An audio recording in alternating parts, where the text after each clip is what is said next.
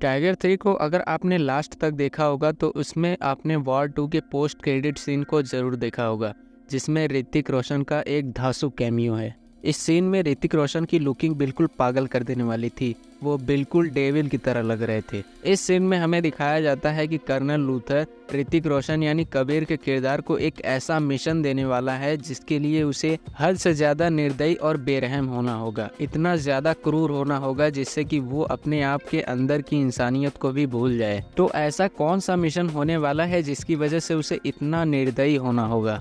इसमें एक बात तो सबके सामने चल रही है कि वॉर 2 जब आने वाली है उसमें ऋतिक रोशन यानी कबीर का किरदार तो होगा ही, लेकिन इसके साथ साथ एक और शख्स है जिसका किरदार दमदार होने वाला है और वो है जूनियर एनटीआर। तो जाहिर सी बात है ऋतिक रोशन यानी कबीर को इस बार एक ऐसा विलन मिलने वाला है जिसके लिए उसे खुद विलन बनना पड़ेगा। इस मिशन की वजह से कबीर पूरी तरह से बदल जाने वाला है और इस हद तक बदलने वाला है कि उसे अच्छाई और बुराई में कोई फ़र्क समझ में नहीं आएगा।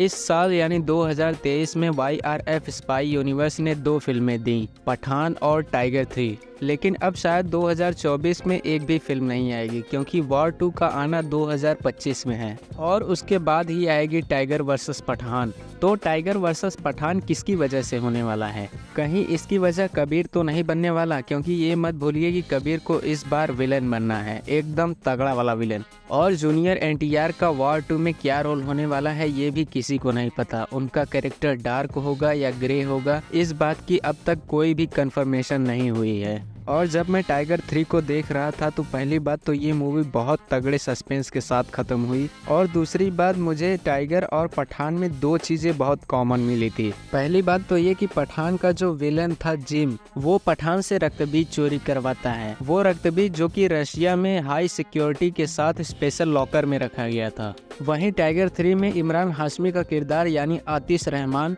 टाइगर से न्यूक्लियर बैलकोड्स की चोरी करवाता है। वो बैलकोड्स जो कि टर्की में हाई सिक्योरिटी के साथ रखे गए होते हैं। वहीं दूसरी कॉमन चीज़ ये है कि पठान को जब रुबेई धोखा देती है तो पठान रशियन आर्मी की गिरफ्त में आ जाता है और उसे छुड़ाने के लिए टाइगर आता है। वहीं दूसरी तरफ टाइगर जब टर्की में बैलकोड्स की चोरी कर रहा होता है तो पाकिस्तानी खुफिया एजेंसी ISI बेसिकली आतिश रहमान टर्किश पुलिस को इसकी जानकारी दे देता है, जिसकी वजह से टर्किश पुलिस टाइगर को पकड़ लेती है और टाइगर को पाकिस्तान लाया जाता है। जब टाइगर को पाकिस्तान में फांसी की सजा दी जाती है और उसे एक जेल में बंद कर दिया जाता है, तब उसे छुड़ाने के लिए पठान आता है। दोनों ही फिल्मों में ये 2 चीज़ें कॉमन थी, लेकिन टाइगर 3 की कहानी कुछ अलग टाइप की थी। इसमें आतिश रहमान टाइगर को मजबूर करके उससे चोरी भी करवाता है और चोरी के जुल्म में उसे एक गद्दार भी साबित कर देता है। तो आतिश रहमान टाइगर को कई तरफ से फंसा देता है जहां से निकलना बहुत मुश्किल था। टाइगर और पठान के बीच काफ़ी अच्छी दोस्ती है और दोनों ही एक दूसरे के बुरे वक्त में उनका साथ देते हैं। लेकिन क्या इन दोनों के बीच में दुश्मनी की वजह कबीर बनने वाला है? हाँ या ना, आप हमें कमेंट में ज़रूर बताइए।